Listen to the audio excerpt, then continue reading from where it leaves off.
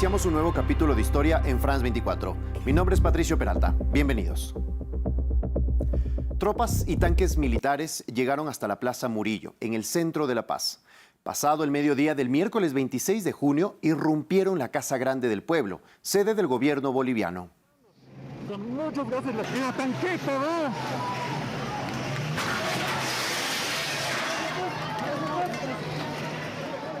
El presidente Luis Arce encaró al líder de los militares rebeldes, el ahora excomandante general del ejército, Juan José Zúñiga. El mandatario le ordenó que desmovilizara sus fuerzas, pero Zúñiga se negó. Según el presidente, fue un intento de golpe de Estado que se disolvió rápidamente. ¿Cuál era el objetivo del alzamiento militar y cómo se enmarca esto en la disputa por las elecciones presidenciales de 2025? En France 24 te lo contamos. Los militares en la Plaza Murillo es una escena que recuerda esa parte de la historia boliviana. Dictaduras militares y civiles, triunviratos, juntas de gobierno, presidentes que no terminaron sus mandatos y decenas de golpes de Estado. Desde mediados del siglo pasado se registraron una serie de regímenes autoritarios mediante la sucesión de más de una veintena de golpes militares. Ya en este siglo, en 2003, Gonzalo Sánchez de Lozada renunció a la presidencia tras masivas movilizaciones en contra de su plan para exportar gas natural por puertos chilenos. Su vicepresidente, Carlos Mesa, asumió el cargo, pero llegó a dimitir hasta en 3 ocasiones. La última fue aceptada por el Congreso del 9 de junio del 2005. Eduardo Rodríguez, entonces presidente de la Corte Suprema de Justicia, asumió la jefatura de Estado con el encargo de celebrar las elecciones generales que las ganó Evo Morales en diciembre de 2005. Morales propone una nueva constitución con la que nace el Estado Plurinacional de Bolivia en 2009. 10 años después, para 2019, Morales renunció tras ganar su 4º mandato en medio de acusaciones de fraude, que siempre negó. Fueron 3 semanas de protestas a las que se unió la policía y los militares que le pidieron la renuncia. Estoy renunciando justamente para que mis hermanas y hermanos, dirigentes, autoridades del movimiento al socialismo, no sean hostigados, perseguidos, amenazados.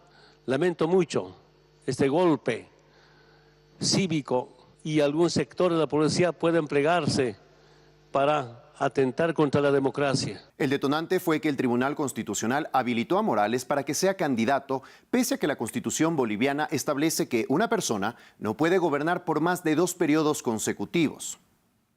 Además, desconoció los resultados del referendo de 2016 en el que la mayoría rechazó su intención de eliminar esa limitación constitucional.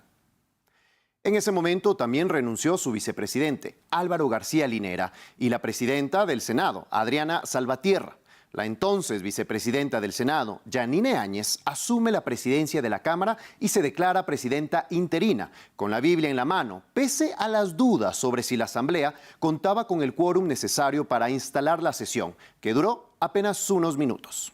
Aquí se está frente a una sucesión presidencial originada en la vacancia de la presidencia del Estado, ante la ausencia definitiva del presidente y del vicepresidente, lo que significa que, conforme al texto y sentido de la Constitución, como presidenta de la Cámara de Senadores, asumo de inmediato la presidencia del Estado prevista en el orden constitucional. El expresidente se exilió en México y luego en Argentina. Durante el gobierno de Áñez se anularon las elecciones y se organizaron otras para octubre de 2020.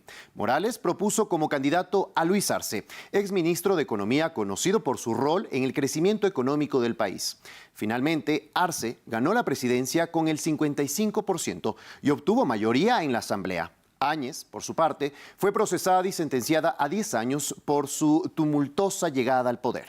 Al día siguiente de la posesión de Luis Arce, así fue recibido Morales al regresar de su exilio, y el exmandatario pensó que aún tenía influencia sobre el nuevo presidente. Pero las diferencias empezaron a los pocos meses de gobierno, luego de que Morales pidió cambios en el gabinete a los que Arce se resistió. El MAS se dividió entre evistas y arcistas, lo que generó una gran disputa por la dirección del movimiento. Una pelea que incluso provocó disturbios en un congreso campesino en la ciudad El Alto, que dejó más de 800 heridos. Morales acusó a Arce de intentar eliminarlo luego de que el Tribunal Constitucional, a finales de 2023, lo inhabilitó como candidato para 2025, mientras que Arce alertó de intentos desestabilizadores. Puede que aumenten los sabotajes de cualquier tipo en contra de mi persona y nuestro gobierno, pero de la misma manera estoy seguro de que estamos cansados de la confrontación entre bolivianas y bolivianos, de quienes siembran odio y violencia, de quienes sueñan con nuevos golpes de Estado y acortamientos de mandato. Morales insiste en ser candidato pese a la decisión del tribunal. Mientras que Luis Arce aún no ha anunciado públicamente si optará a una reelección. Todo esto en medio de las tensiones del MAS, la crisis política y económica que actualmente enfrenta su gobierno. La falta de dólares y combustible, más la oposición de los evistas y otros sectores, arrinconan cada vez más a Luis Arce, que en mayo de este año pidió a las Fuerzas Armadas que lo defiendan de un golpe blando. Las sospechas de conspiración se concretaron, pero llegaron desde el ejército.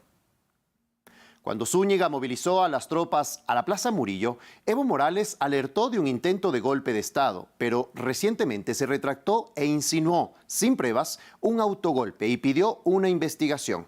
Arce ha negado esta posibilidad y pide a Morales que no se ponga del lado del fascismo que niega lo ocurrido. Aquí concluimos. Sigan conectados con más historias en France 24 y France24.com.